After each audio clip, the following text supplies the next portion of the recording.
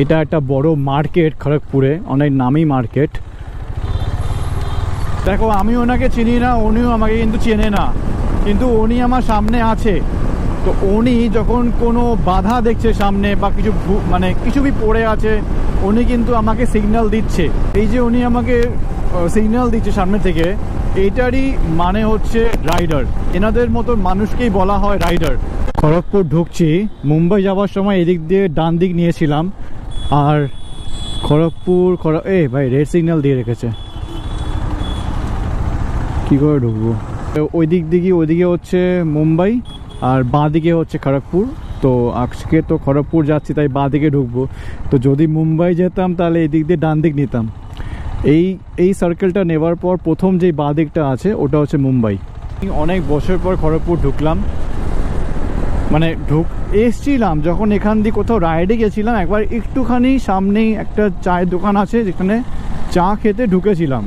কিন্তু আজকে আমি পুরো টাউনের ভেতরে ঢুকবো। এখানে তুমি অনেক লোক দেখতে পারবে হেলমেট ছাড়া বাইক চালাচ্ছে। হেলমেট ছাড়া আমি বাইক চালাবোই না। আর সবসময় যে পড়ে গেলেই মাথায় লাগবে সেটা না। অনেক সময় কি হয়, একটা পাথর ধরো কোনো ট্রাকের তলায়, চাকার তলায় আসলো, ওটার প্রেশারে চাপা, মানে ওটা কি হয়, চাপা খেয়ে ছিটকে কোথাও বি ওটা যায়, তখন মানুষের মাথায়ও লাগতে পারে। এবং হয়েছে অনেক বড় বড় অ্যাক্সিডেন্ট। একটু মাথায় রাখা উচিত, হেলমেটটা পরা উচিত সবার, আমি মনে করি। এই প্রথমবার আমি এডিবিকে নিয়ে পুরো খড়গপুরে ঢুকছি।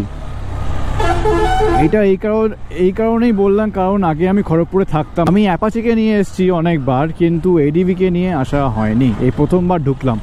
সবে গোলবাজার ঢুকলাম। এটা একটা বড় মার্কেট খড়গপুরে, অনেক নামি মার্কেট। ঢুকলাম। এখানে যা কালী পুজো যা সেলিব্রেট হয় না এখানে, যার জন্য আমি এখানে এসছি এখন। এখানে দিওয়ালি, কালী পুজো ধুমধাম করে সেলিব্রেট হয়।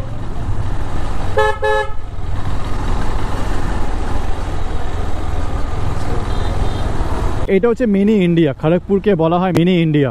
আর আমার বেসিক্যালি এখানে আসলে ফিল হয় যে আমি সাউথ ইন্ডিয়াতে চলে এসেছি, কারণ এখানে বেশিরভাগ লোক তেলেগুতে কথা বলে।